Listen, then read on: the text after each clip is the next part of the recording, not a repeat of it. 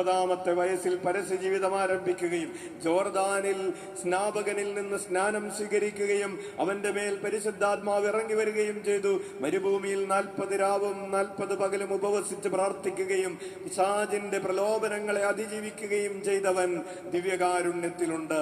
ദൈവരാജ്യം സമീപിച്ചിരിക്കുന്നു, അനുദപിച്ച് സുവിശേഷത്തിൽ വിശ്വസിക്കുവിനെന്ന് പറഞ്ഞുകൊണ്ട് പരസ്യജീവിതം ആരംഭിച്ചവൻ ദിവ്യകാരുണ്യത്തിലുണ്ട്.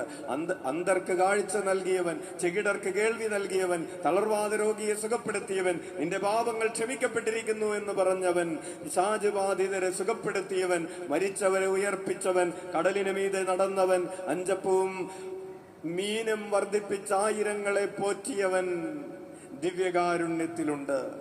കാറ്റിനെയും കടലിനെയും ശാന്തമാക്കിയവൻ ദിവ്യകാരുണ്യത്തിലുണ്ട്. ശിഷ്യരുടെ പാദങ്ങൾ കഴുകിയവൻ ദിവ്യകാരുണ്യത്തിലുണ്ട്. ഗെത്സമനിയിൽ രക്തം വിയർത്ത് പ്രാർത്ഥിച്ചവൻ ദിവ്യകാരുണ്യത്തിൽ